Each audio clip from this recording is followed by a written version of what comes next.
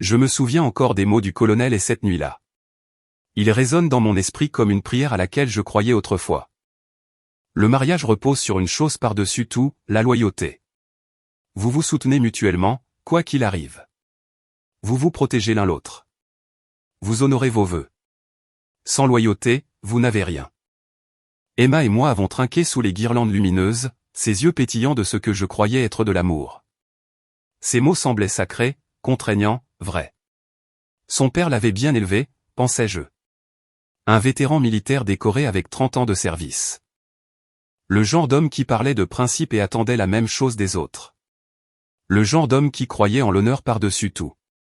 Je croyais que nous avions cet honneur. J'avais tort. Je m'appelle Nathan Foster. J'ai 34 ans, je suis analyste logistique principal dans une entreprise de transport de fret.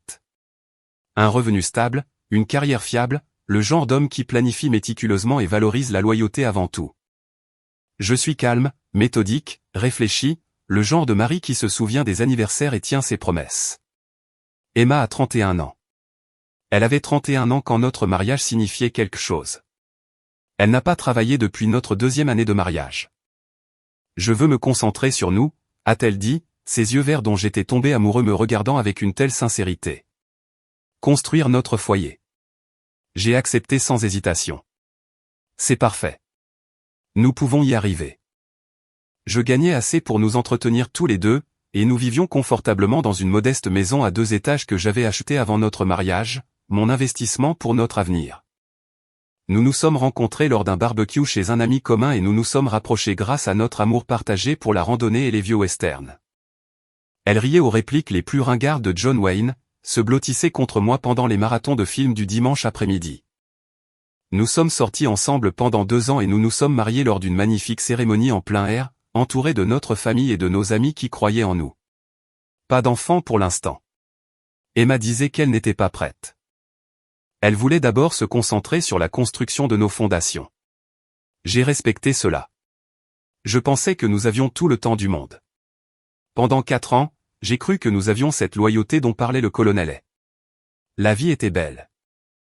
Des randonnées le week-end sur des sentiers de montagne, des dîners tranquilles où nous nous parlions vraiment, des marathons de films avec de vieux westerns à la télévision pendant qu'Emma commentait chaque rebondissement. Elle était ma partenaire, ma confidente, mon avenir. Je faisais de longues journées, mais je rentrais chez moi pour y trouver de la chaleur, des rires, et une femme qui semblait satisfaite de la vie que nous avions construite ensemble. Mais la 5e année a apporté des changements, subtils d'abord, comme des ombres s'insinuant dans une pièce ensoleillée. Emma devenait distante, l'intimité se réduisait à néant, elle était toujours fatiguée, toujours distraite. Elle a commencé à faire de fréquentes virées shopping qui duraient des heures, sans aucun sac à montrer au retour. Les soirées entre filles sont devenues une routine. 2 ou 3 fois par semaine, toujours avec des amis dont je ne l'avais jamais entendu parler auparavant. Son téléphone est devenu une forteresse, toujours face vers le bas quand elle était à la maison, protégée par un mot de passe alors que ce n'était jamais le cas avant. Elle prenait une douche immédiatement après être rentrée de ses mystérieuses sorties, effaçant les traces de l'endroit où elle était vraiment allée. Elle souriait moins, me touchait moins, semblait ailleurs. Même lorsque nous étions assis ensemble sur le canapé pour regarder ces vieux films qui la faisaient rire autrefois, je remarquais tout. Je suis méthodique de nature, soucieux des détails.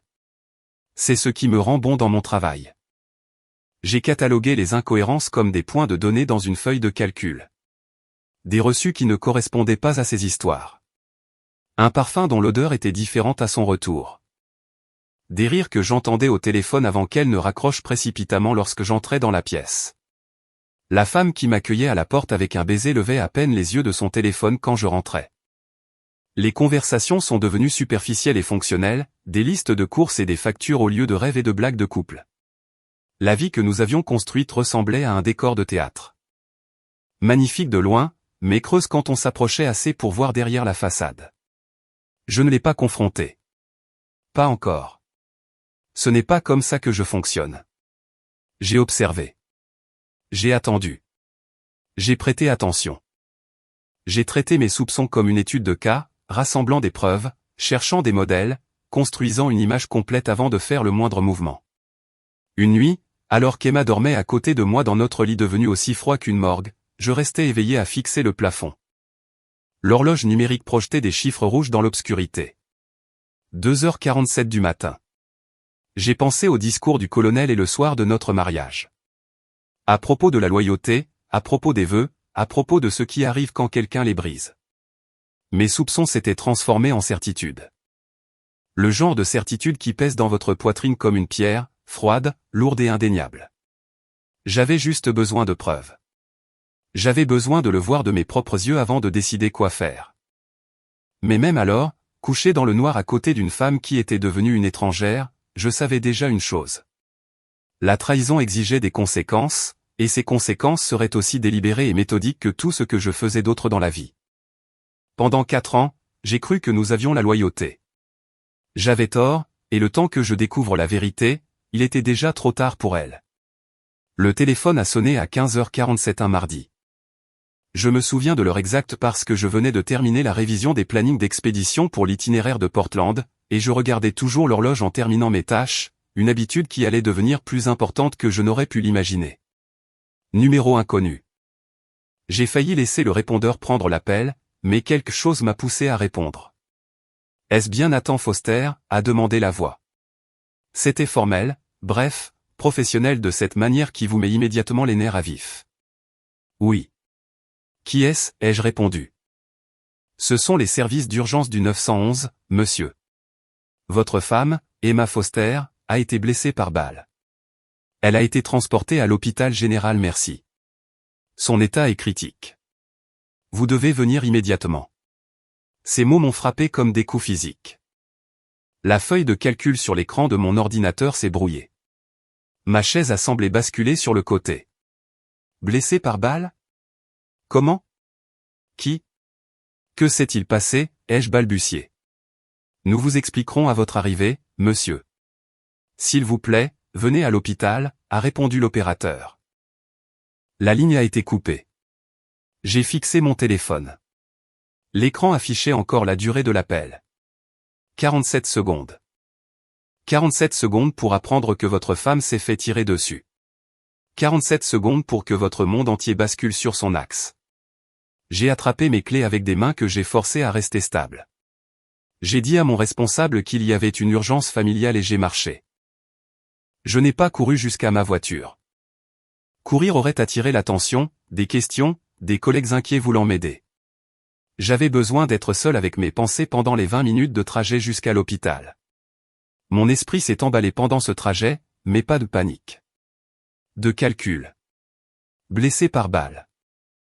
Qui lui a tiré dessus? Où était-elle quand c'est arrivé? Était-elle seule? Les questions formaient des lignes ordonnées dans ma tête, attendant des réponses dont je savais d'une certaine manière qu'elles changeraient tout. Je me suis garé sur le parking de l'hôpital à 16h23. Garé sur la première place disponible, j'ai franchi les portes des urgences. L'odeur antiseptique m'a frappé immédiatement. Cette odeur universelle d'hôpital, d'eau de javel, de peur et des tragédies des autres. Emma Foster, où est-elle? Ai-je demandé à la réceptionniste, ma voix portant exactement la bonne note d'urgence d'un mari inquiet. Une infirmière m'a dirigé vers une salle d'attente pour les familles. Des murs beiges, des chaises inconfortables, le genre de pièce conçue pour annoncer de mauvaises nouvelles. Les minutes s'écoulaient comme des heures. Je suis resté parfaitement immobile, les mains croisées sur mes genoux, respirant régulièrement, me préparant à ce qui allait suivre. Le docteur Rivera s'est approché, la quarantaine, portant toujours sa tenue de bloc opératoire, des yeux épuisés qui en avaient trop vu. Son badge indiquait « Chirurgie d'urgence ». « Monsieur Foster » a-t-il appelé. Je me suis levé. Comment va-t-elle? Que s'est-il passé? Ai-je demandé avec urgence. Votre femme a reçu 3 balles. À la poitrine, à l'abdomen, à l'épaule. Elle est en salle d'opération en ce moment. Les prochaines heures sont critiques, mais elle est en vie. Nous faisons tout notre possible, a-t-il expliqué. 3 balles. Professionnel, efficace, minutieux. J'ai senti mes genoux s'affaiblir de manière appropriée. J'ai laissé la confusion et le choc se dessiner sur mon visage comme si j'entendais cela pour la première fois. Qui lui a fait ça? Ai-je exigé. 2 policiers se sont approchés. L'inspectrice Morgan, la petite quarantaine, un regard perçant qui ne manquait rien, et l'officier Davis, plus jeune, prenant des notes. Ils se déplaçaient comme des gens dont le métier est d'annoncer des nouvelles qui bouleversent une vie. Monsieur Foster, nous devons parler, a déclaré l'inspectrice Morgan, sa voix mesurée, sérieuse, ne laissant rien transparaître. Nous nous sommes assis dans une pièce privée au bout du couloir. J'ai forcé mes mains à trembler légèrement, j'ai laissé ma respiration devenir courte et rapide. Les réponses physiologiques d'un homme dont le monde venait de s'effondrer. Je me suis concentré pour jouer mon rôle à la perfection tandis que mon esprit restait d'une lucidité glaciale. L'inspectrice Morgan a sorti un bloc-notes, le stylo prêt. Votre femme a été trouvée dans une cabane à environ 40 miles de la ville. Nous avons reçu un appel du colonel Richaret, votre beau-père. Il a avoué lui avoir tiré dessus, ainsi que sur un autre individu sur les lieux, a-t-elle expliqué. J'ai laissé mon visage devenir complètement vide, la bouche s'entr'ouvrant légèrement, comme si je n'arrivais pas à assimiler ces mots. Quoi? Le colonel? Pourquoi ferait-il ça? Je ne comprends pas, ai-je dit, la confusion évidente dans ma voix. Il nous a dit qu'il avait découvert que votre femme avait une liaison. Il les a confrontés dans la cabane. Des coups de feu ont été tirés. L'homme, identifié comme Kyle Brennan, 29 ans, a été tué sur le coup. Votre femme a été gravement blessée, a ajouté l'officier Davis. Un silence lourd a plané dans la petite pièce. Je l'ai laissé se prolonger, me penchant légèrement en avant, comme si j'essayais de saisir quelque chose qui ne voulait pas prendre forme dans mon esprit. La confusion parfaite. Le choc parfait. Une liaison? Ma voix s'est brisée de manière convaincante sur ce mot. Emma avait une liaison. L'officier Davis s'est penché en avant, stylo prêt. Vous ne le saviez pas, a-t-il demandé. Non, Je n'en avais aucune idée, ai-je répondu, regardant le sol et me couvrant le visage de mes mains dans un geste de dévastation totale. Elle disait qu'elle allait faire du shopping, rendre visite à des amis. Je lui faisais une confiance absolue. Avez-vous eu des soupçons concernant le comportement de votre femme récemment, a insisté l'inspectrice Morgan. J'ai hésité. Une pause calculée qui suggérait un homme reconsidérant tout ce qu'il croyait savoir sur sa vie. Peut-être qu'elle était distante ces derniers temps. Je pensais que nous traversions juste une mauvaise passe. C'est ce qui arrive aux couples mariés, non? Je n'aurais jamais imaginé. Je me suis arrêté, secouant la tête comme si la pensée était trop accablante pour la terminer. Qui est Kyle Brennan, ai-je demandé. Nous enquêtons toujours sur ses liens avec votre femme. Monsieur Foster, où étiez-vous cet après-midi entre 14h et 16h, s'est enquise l'inspectrice Morgan. Au travail. J'étais à mon bureau toute la journée.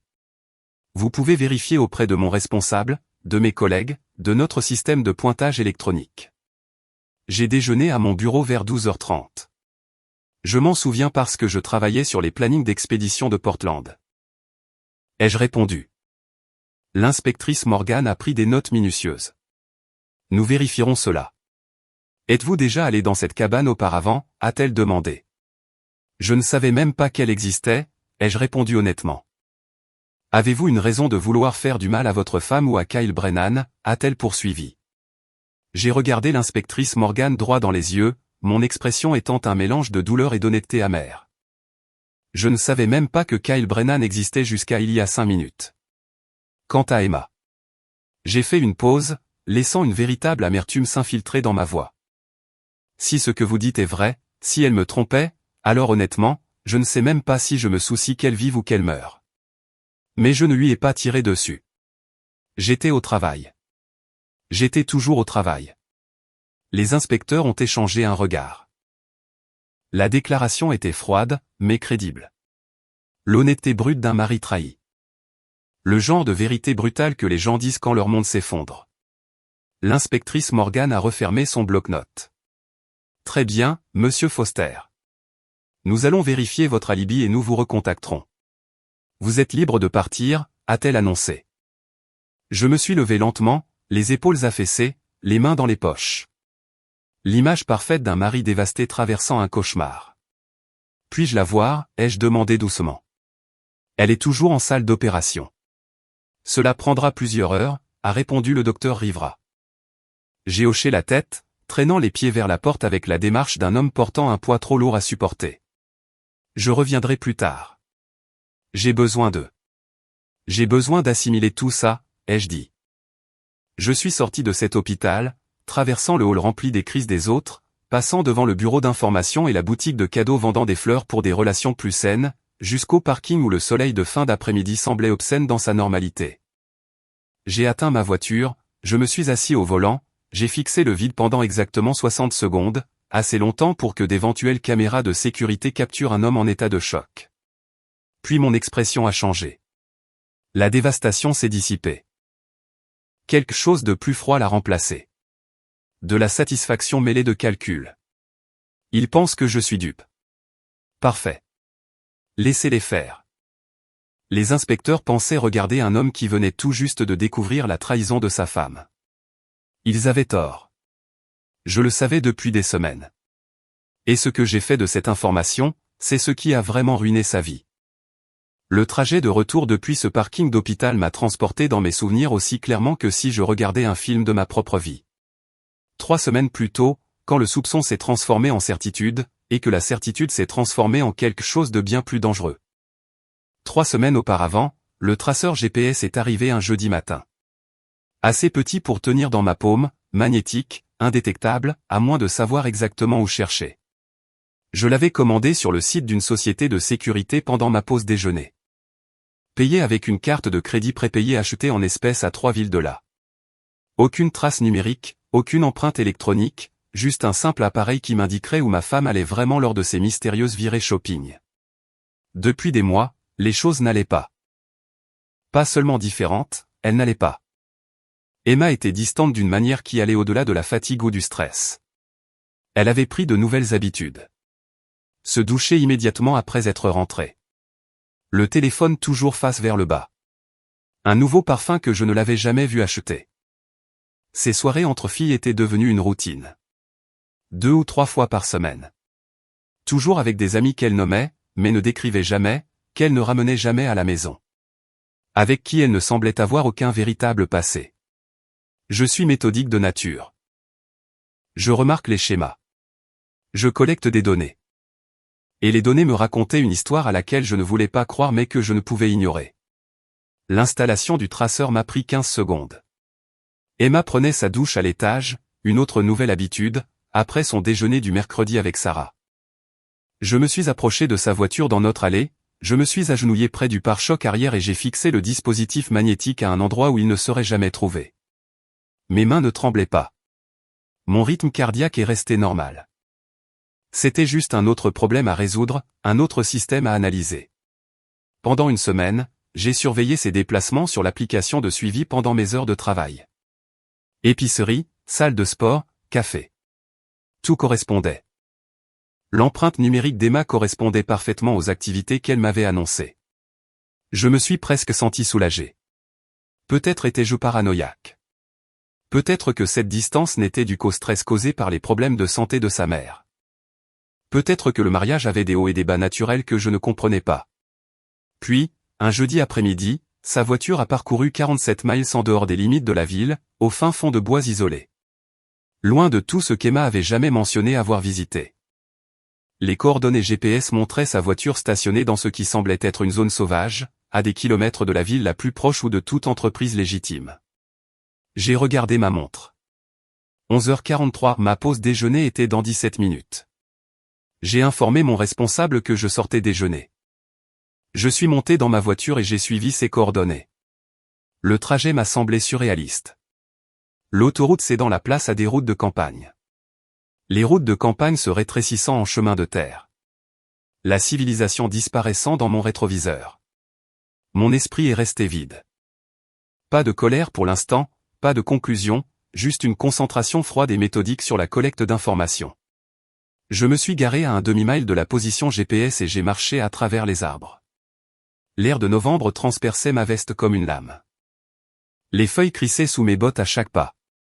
Je me déplaçais prudemment, silencieusement, comme si je traquais un animal qui risquait de s'enfuir s'il détectait ma présence. La cabane est apparue à travers les branches comme sortie d'un conte de fées. Petite, isolée, avec un bardage en bois et de la fumée s'échappant de la cheminée. 2 voitures dans l'étroite allée, la berline d'Emma et un pick-up argenté que je ne reconnaissais pas. Je m'en suis approché par le côté, en restant bas, utilisant la ligne d'arbre dense comme couverture. Chaque pas était calculé, délibéré, me rapprochant de la vérité qui m'attendait à l'intérieur de ces murs. J'ai atteint la fenêtre latérale, je me suis pressé contre le bardage en bois rugueux et j'ai regardé à travers la fente des rideaux. Emma était assise sur les genoux d'un homme, sur un canapé en cuir. Elle riait vraiment, de la façon dont elle riait avec moi il y a 3 ans, mais ne l'avait plus fait depuis des mois. L'homme avait les bras autour de sa taille, ses mains familières et à l'aise sur son corps, comme si elles y avaient été de nombreuses fois auparavant. Il buvait du vin dans des verres qui suggéraient qu'il ne s'agissait pas d'une rencontre rapide, mais d'une routine établie. Elle s'est penchée et l'a embrassé. Lentement, intimement. Pas le baiser d'une nouvelle liaison, mais d'une intimité bien établie. Ses mains parcouraient ses cheveux avec une familiarité exercée. Il était plus jeune que moi, peut-être 28 ou 29 ans, avec le genre de sourire facile qui laissait deviner qu'il ne s'était jamais inquiété des prêts hypothécaires, des plans de retraite ou de toutes ces responsabilités d'adulte qui avaient façonné ma vie. Ma vision s'est rétrécie, le sang battait à mes tempes comme un tambour. Chaque muscle de mon corps s'est tendu sous l'effet d'une rage à peine contrôlée qui menaçait d'exploser d'une manière qui détruirait tout ce que j'avais construit. Je pouvais l'imaginer si clairement. Enfoncer la porte à coups de pied, le traîner dehors par la gorge, le frapper jusqu'à ce que son visage soit méconnaissable et mes mains brisées, et qu'Emma me hurle d'arrêter. Mais cela signifiait la prison. Cela signifiait tout perdre. Cela signifiait que je paierais le prix de sa trahison pendant qu'elle s'en tirerait avec le statut de victime, avec de la compassion, avec des gens disant qu'il ne pouvait pas contrôler sa colère et qu'elle était mieux sans lui. Je me suis forcé à respirer, à réfléchir, à être méthodique, même alors que la rage tentait de consumer toute pensée rationnelle. J'ai sorti mon téléphone avec des mains qui tremblaient malgré mes efforts pour les contrôler. J'ai ouvert l'application appareil photo et enregistré 15 secondes de vidéo. Emma sur ses genoux, son visage clairement visible, l'intérieur de la cabane reconnaissable, l'horodatage intégré dans les métadonnées. Une preuve indéniable qui ne pourrait jamais être justifiée ni manipulée pour paraître innocente. Je me suis éloigné de la fenêtre lentement, je suis retourné à ma voiture à travers les arbres, et je me suis assis sur le siège conducteur pendant que mon cœur battait à tout rompre contre mes côtes. La vidéo reposait sur mon téléphone comme une grenade dégoupillée. Une preuve qui détruirait plusieurs vies dès l'instant où elle serait déployée. J'avais envie de crier. J'avais envie de pleurer. J'avais envie d'y retourner en voiture et de brûler la cabane avec eux deux à l'intérieur. Au lieu de cela, j'ai pensé au colonel, à son discours de mariage, à la loyauté, à l'honneur et aux principes, à un homme qui avait passé 30 ans dans l'armée, qui vivait selon un code. Qui avait élevé sa fille pour qu'elle accorde plus d'importance aux vœux et à l'engagement qu'au désir personnel. Que ferait le colonel s'il savait que sa fille trahissait tout ce qu'il lui avait enseigné? Une idée a germé dans mon esprit, froide, calculée, parfaite dans sa simplicité. J'ai ouvert mon ordinateur portable juste là, dans la voiture, je me suis connecté à un service VPN via plusieurs serveurs proxy et j'ai créé une nouvelle adresse email anonyme sans aucune information d'identification. J'ai joint le fichier vidéo et j'ai tapé une seule phrase, « Votre fille est dans cette cabane ». J'ai pensé que vous deviez le savoir. Je l'ai envoyé à l'adresse email du colonel, celle que j'avais récupérée dans la discussion de groupe de notre famille concernant les projets de vacances et les fêtes d'anniversaire.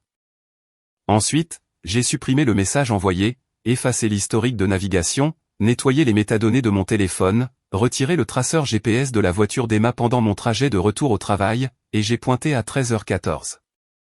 Pile à l'heure, parfaitement normal.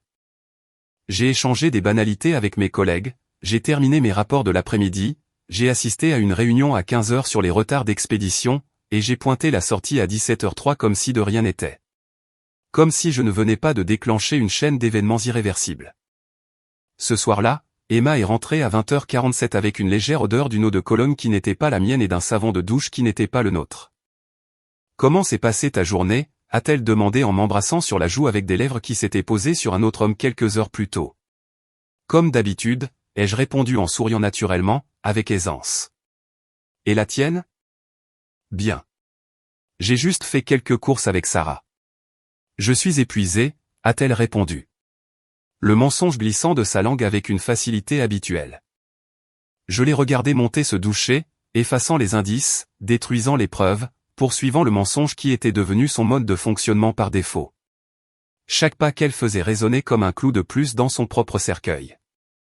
Je me suis servi un whisky, je me suis assis sur notre canapé et j'ai attendu l'inévitable. Je ne savais pas quand le colonel allait agir.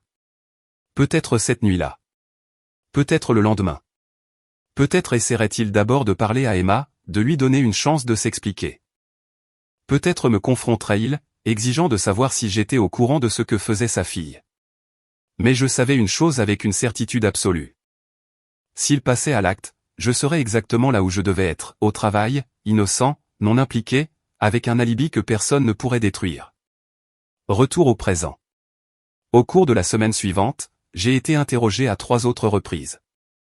Chaque interrogatoire suivait le même schéma méthodique.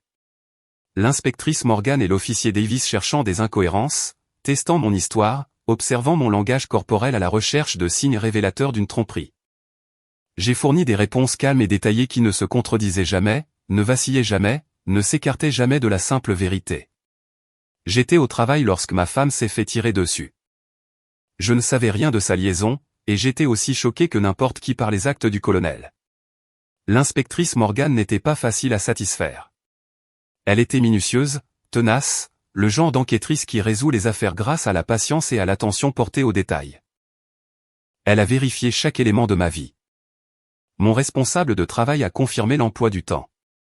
Nathan Foster a pointé à 8h47 le jour de la fusillade. Il a déjeuné à son bureau de 12h30 à 13h15. A travaillé sans interruption jusqu'à 17h03. Les caméras de sécurité m'ont montré dans la salle de pause en train de réchauffer des restes de pâte au micro-ondes, assis à mon bureau en train de réviser les plannings d'expédition, puis participant à une brève réunion avec l'équipe logistique de Portland à 15h. Les journaux de mon ordinateur ont montré une activité continue tout au long de la journée. Des emails envoyés, des rapports classés, des connexions au système toutes les 15 minutes, réglées comme une horloge. Mes collègues ont confirmé m'avoir vu tout au long de la journée. Jennifer de la comptabilité se souvenait avoir discuté avec moi d'anomalies sur des factures à 14h15. Marc du service transport se rappelait de mon intervention pendant la réunion de l'après-midi sur l'optimisation des itinéraires de livraison. Des interactions ordinaires qui ont créé une chronologie d'innocence inébranlable. Ils ont extrait mes relevés téléphoniques remontant à 6 mois. Aucun appel ni message adressé au colonel est, à l'exception de communications familiales de routine, des vœux d'anniversaire, des projets de vacances, les traces numériques banales de relations normales avec la belle famille. Aucun appel vers l'emplacement de la cabane, aucun message sortant suspect le jour de la fusillade ou dans les semaines qui l'ont précédé. Ils ont examiné l'historique de navigation GPS de ma voiture et le kilométrage récent avec un mandat que j'ai accueilli favorablement. Aucune trace de moi conduisant à 47 miles hors de la ville vers une quelconque cabane isolée. Mes itinéraires documentés ne montraient que des trajets prévisibles. Domicile-bureau, bureau-domicile, des trajets hebdomadaires à l'épicerie, des visites occasionnelles à la salle de sport. Rien qui ne suggérait un comportement de surveillance ou de harcèlement. La fouille de notre ordinateur familial a révélé un historique de navigation agressivement normal. Email professionnel, site d'actualité, avis sur des sentiers de randonnée, achat Amazon pour des articles ménagers. Aucun logiciel de suivi GPS. Aucune recherche sur la façon d'engager un tueur à gages ou de faire passer un meurtre pour un accident. Aucune trace numérique qui mènerait à des comptes email anonymes ou à des serveurs proxy. L'email anonyme envoyé au colonel est devenu le point central de leur enquête. Les experts en informatique l'ont fait remonter jusqu'à un compte email jetable créé via un service VPN avec de multiples couches de proxy. Les métadonnées du fichier vidéo avaient été entièrement effacées. Aucune information d'identification sur le téléphone qu'il avait enregistré, sur la date à laquelle elle avait été prise, ni sur l'appareil qu'il avait téléchargé. La piste numérique s'est terminée dans un labyrinthe de connexions cryptées qui ne menait nulle part. L'inspectrice Morgan s'est assise en face de moi dans cette même salle de conférence de l'hôpital pour ce qu'elle a promis être notre dernière entrevue. Sa frustration était palpable, son sang-froid professionnel se fissurant légèrement sur les bords. Monsieur Foster, je vais être honnête avec vous. Quelque chose dans toute cette situation ne me semble pas normal. Le timing est trop parfait. Votre femme a une liaison. Quelqu'un envoie des preuves à son père. Il lui tire dessus le jour même. Vous profitez de tout cela. A-t-elle déclaré directement. J'ai soutenu son regard fixement, calmement, en laissant une pointe d'honnêteté amère s'infiltrer dans ma voix. En profiter? Ma femme est à l'hôpital avec des blessures permanentes qui l'affecteront pour le reste de sa vie. Mon beau-père fait face à des accusations de meurtre. Mon mariage est détruit. Ma réputation dans cette communauté est ruinée. En quoi que ce soit de tout cela me profite-t-il? Ai-je répondu. Vous êtes débarrassé d'une femme infidèle sans avoir à payer de pension alimentaire dans un divorce compliqué. C'est clairement elle la coupable maintenant, a-t-elle rétorqué. J'aurais pu simplement divorcer. Je n'avais pas besoin qu'on lui tire dessus pour mettre fin à mon mariage. Inspectrice, si j'avais voulu faire du mal à Emma, j'avais de nombreuses options légales qui n'auraient pas impliqué que mon beau-père commette des crimes, ai-je répondu. L'inspectrice Morgan a tapoté son stylo contre son bloc-notes. Une habitude nerveuse qui suggérait que l'enquête ne se déroulait pas comme elle l'avait espéré. Quelqu'un était au courant de cette liaison et voulait que le colonel le découvre. Quelqu'un ayant accès à cette cabane. Quelqu'un qui pouvait documenter ce qui s'y passait. Qui ferait une chose pareille, a-t-elle insisté. J'ai haussé les épaules, maintenant un contact visuel parfait. Peut-être la femme de Kyle, s'il en a une. Peut-être un ami qui était au courant pour eux et qui désapprouvait. Peut-être un voisin qui a vu des voitures à la cabane et a eu des soupçons. Peut-être quelqu'un ayant une rancune personnelle contre Emma ou Kyle. Je ne sais pas. Inspectrice. J'aimerais le savoir, mais ce n'était pas moi. J'étais au travail entouré de témoins, faisant mon travail comme n'importe quel autre mardi, ai-je répondu. Votre alibi est parfait, monsieur Foster. Trop parfait, a-t-elle observé. Préféreriez-vous que je sois coupable de quelque chose? Est-ce que ça faciliterait votre travail, ai-je demandé. Je préférerais la vérité, a-t-elle répondu fermement. Je me suis levé lentement, boutonnant ma veste avec des mouvements délibérés. La vérité, c'est que ma femme a trahi nos vœux de mariage avec un autre homme. Son père l'a découvert et est allé la confronter. Il a apporté une arme et s'en est servi. Ce sont les faits. Que mon alibi soit trop parfait ou simplement exact ne change rien à ce qui s'est réellement passé. Ai-je déclaré. Je suis sorti de cette salle de conférence en sachant que je ne serais plus jamais interrogé. Sans preuve physique, sans faille dans ma chronologie, sans aucune connexion traçable entre Nathan Foster et l'email anonyme qui avait tout déclenché, j'ai été officiellement innocenté et retiré de la liste des suspects.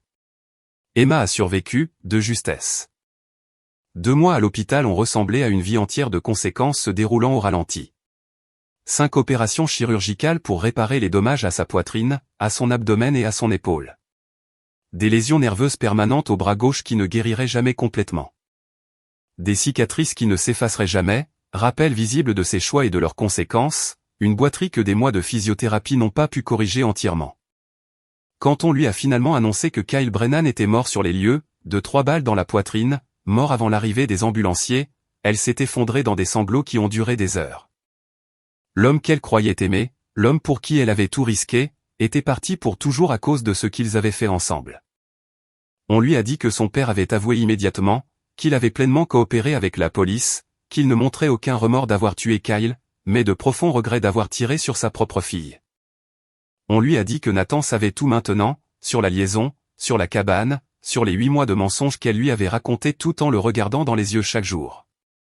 Quand elle est sortie de l'hôpital, elle n'a pas pu retourner dans la maison qu'elle partageait avec moi. Je ne l'ai pas permis. Elle a emménagé chez sa mère. Linda est, une femme qui a vieilli d'une décennie en 2 mois, s'occupant de sa fille brisée pendant que son mari croupissait dans une cellule en attendant son procès. J'ai envoyé les papiers du divorce à l'adresse de Linda 2 semaines après la sortie d'Emma de l'hôpital. Propre, simple, sans contestation. Aucune demande de pension alimentaire car Emma était clairement en tort. Aucune bataille pour le partage des biens car elle n'avait aucun fondement juridique pour réclamer quoi que ce soit. Pas de bataille pour la garde car il n'y avait pas d'enfant pour compliquer les choses. Emma a signé ses papiers sans les lire, sans se battre, sans rien exiger. Elle savait ce qu'elle avait fait. Elle le savait. Je le savais. Il n'y avait plus rien pour quoi se battre. Le colonel Richard a été inculpé de meurtre au second degré pour Kyle Brennan et de tentative de meurtre pour Emma. Son procès s'est déroulé avec une efficacité toute militaire. Il n'a pas contesté les accusations. N'a pas plaidé la légitime défense. N'a pas essayé de minimiser sa responsabilité. Son avocat a plaidé le crime passionnel, une folie passagère déclenchée par la découverte de la trahison par sa fille de tout ce qu'il lui avait enseigné. L'accusation a présenté la vidéo anonyme comme preuve de ce qu'il avait provoqué, mais n'a jamais pu identifier qui l'avait envoyé ni pourquoi. Le colonel a témoigné à la barre dans son uniforme de cérémonie, avec tous ses rubans et médailles gagnés au cours de décennies de service honorable. Son témoignage a été précis, inébranlable, dévastateur dans son honnêteté. J'ai reçu des preuves que ma fille trahissait ses vœux de mariage. Je suis allé à la cabane pour la confronter. Je les ai vus ensemble, faisant ce que la vidéo montrait qu'ils faisaient. J'ai apporté mon arme de service parce que je suis un soldat et que les soldats portent des armes. J'ai tiré avec cette arme. J'ai tué Kyle Brennan. J'ai presque tué ma fille. J'ai eu tort de me faire justice moi-même. J'accepte l'entière responsabilité de mes actes. Je me suis déshonoré. J'ai déshonoré ma famille et mes années de service pour ce pays, a-t-il témoigné. Le jury a délibéré pendant 3 heures et 14 minutes. Coupable des 2 chefs d'accusation. 20 ans de prison. Aucune possibilité de libération conditionnelle avant 15 ans. J'ai assisté à l'énoncé de la sentence, assis au dernier rang, silencieux et invisible. À la lecture du verdict, le visage du colonel n'a montré aucune émotion, juste l'acceptation des conséquences. De la même façon qu'il avait accepté les ordres tout au long de sa carrière militaire. Je n'ai rien ressenti d'autre que de l'assentiment. C'était fini. La justice avait été rendue non pas de ma main, mais par les conséquences naturelles de la rencontre entre la trahison et l'honneur. Le colonel avait fait exactement ce que je savais qu'il ferait, il avait agi selon ses principes, son code, sa croyance inébranlable que la loyauté et l'honneur importaient plus que le confort personnel ou les politiques familiales. Et j'étais exactement là où je devais être quand c'est arrivé, au travail, innocent, non impliqué, avec un alibi qui ne pourrait jamais être brisé. 1 an après la fusillade, je suis assis sur ma véranda un samedi soir, une bière fraîche à la main, regardant le coucher du soleil peindre le ciel dans des nuances d'orange et de violet qui m'auraient semblé impossibles il y a 1 an. La maison est calme, plus propre qu'elle ne l'a été depuis des années, organisée exactement comme je le veux. Enfin mienne à nouveau, dans tous les sens du terme. J'ai été promu au travail. Directeur principal des opérations. Une augmentation substantielle. Un bureau d'angle avec des fenêtres orientées à l'est vers le lever du soleil. Mes collègues savent ce qui s'est passé avec Emma, mais ils n'insistent pas pour avoir des détails. Ils voient un homme qui a géré la tragédie avec dignité, qui a reconstruit sa vie après la trahison, qui se comporte avec une force tranquille. Ils respectent ma vie privée et mon professionnalisme. Je ne me suis pas remarié, je ne suis sorti avec personne, je n'ai même pas essayé. Peut-être qu'un jour je serai prêt à faire à nouveau confiance à quelqu'un, à croire au partenariat, à un avenir partagé et à toutes les choses que je croyais que le mariage représentait. Mais pour l'instant, je me contente de mes routines, de mon travail, de ma vie soigneusement ordonnée qui m'appartient entièrement. Rangée et couchée à mes pieds. 65 livres, près de 30 kilos, de loyauté de berger allemand et de compagnie sans complications. Je l'ai adopté il y a 8 mois dans un refuge local, un chien de 3 ans dont les anciens propriétaires l'ont abandonné lors de leur déménagement. Il a été le colocataire parfait. Protecteur sans être agressif, indépendant sans être distant, loyal d'une manière que les humains semblent incapables d'atteindre. Nous faisons de longues promenades nocturnes ensemble dans le quartier. Passant devant des maisons remplies de familles, de rires et de toutes les choses que je croyais autrefois avoir. Cela ne me manque pas. Pas de la façon dont c'était réellement. Du moins, ce que je croyais avoir me manque. L'illusion du partenariat, le fantasme d'une loyauté mutuelle, la conviction que mon mariage signifiait quelque chose de réel et de permanent. Je pense parfois au colonel, surtout pendant ces heures calmes du soir où le monde semble immobile et honnête. Un homme bon, honorable, discipliné, quelqu'un qui vivait selon des principes et attendait des autres qu'ils fassent de même. Il ne méritait pas 20 ans de prison, mais il a fait son choix lorsqu'il a apporté cette arme de service à la cabane. Il s'est fait justice lui-même, et les conséquences ne plient ni devant l'honneur ni devant les bonnes intentions. Je lui ai écrit une lettre il y a 6 mois, après l'échec de la procédure d'appel et que sa peine est devenue définitive. Simple, respectueuse, honnête. Colonel, je sais que vous avez agi pour défendre les principes qui vous sont sacrés. Je comprends pourquoi vous avez fait ce que vous avez fait. Vous m'avez appris ce que signifie vraiment la loyauté. Et j'ai essayé de vivre selon ce principe chaque jour depuis notre mariage. J'espère que vous trouverez la paix, peu importe où cette route vous mènera. Nathan ne reçut jamais de réponse. Je n'en attends pas. Le colonel en sait probablement ou en soupçonne plus qu'il ne le dirait jamais à voix haute. Mais nous nous comprenons d'une manière qui ne nécessite ni mots ni reconnaissance. Emma vit toujours avec sa mère, travaillant à temps partiel dans une petite librairie du centre-ville, avançant lentement dans la vie avec sa canne, ses cicatrices et ses cauchemars. Linda a l'air d'avoir 20 ans de plus maintenant, s'occupant d'une fille qui ne guérira jamais complètement tout en rendant visite à un mari qui mourra probablement en prison. Emma a essayé de me recontacter une fois de plus. Il y a 3 mois, une autre lettre manuscrite est arrivée dans ma boîte aux lettres. Je l'ai brûlée sans la lire au-delà de la première ligne. Il n'y avait plus rien à dire, plus rien à expliquer, rien qui ne puisse changer ce qu'elle avait fait ou ce que j'avais fait à ce sujet. Les parents de Kyle Brennan ont poursuivi le patrimoine d'Emma pour mort injustifiée. Elle n'avait rien à leur donner, aucun bien, aucune économie, juste des dettes médicales et des dommages physiques, et les ruines d'une vie qu'elle avait détruite par ses propres choix. Ils se sont contentés d'une lettre d'excuse manuscrite, des larmes tachant le papier, ne valant rien de plus qu'une reconnaissance de responsabilité. Je finis ma bière, je pose doucement la bouteille sur la balustrade de la véranda. Ranger lève la tête, remuant la queue dans l'expectative, prêt pour notre promenade nocturne à travers des rues qui me semblent sûres, familières et miennes. Allez, mon grand. On y va, lui dis-je. Nous descendons ensemble de la véranda dans l'air frais du soir. Je respire profondément, libre, libéré d'un fardeau, en paix avec chaque décision que j'ai prise tout au long de cette épreuve. Certaines nuits, quand le sommeil tarde à venir, je pense à cette vidéo de 15 secondes, à l'email anonyme qui a tout déclenché. À la chaîne d'événements que j'ai déclenchée, et à la question de savoir si je devrais me sentir coupable de ce qui est arrivé à Emma, à Kyle, au colonel. Je ne m'en sens pas coupable, pas même un peu. Elle a fait ses choix quand elle a décidé que 8 mois de trahison valaient plus que 5 ans de mariage. Le colonel a fait les siens quand il a apporté de la violence pour résoudre un problème qui aurait pu être réglé avec des mots. J'ai simplement fourni des informations et laissé les conséquences se dérouler naturellement, organiquement, selon les principes d'honneur et de loyauté qui devraient régir la façon dont les gens se traitent mutuellement. Je lève ma bouteille vide vers le coucher de soleil qui s'estompe. Je parle doucement au crépuscule, à la loyauté. Ranger aboie une fois, de manière nette, sûre et affirmative. Je souris. Le premier sourire complètement authentique depuis plus d'1 an. Ouais, mon grand. À la loyauté, répondis-je. Nous marchons ensemble dans l'obscurité grandissante, 2 fidèles compagnons allant de l'avant, laissant les débris des vœux brisés et de la confiance anéantis loin derrière nous, à leur place, là où ils ne pourront plus jamais nous atteindre.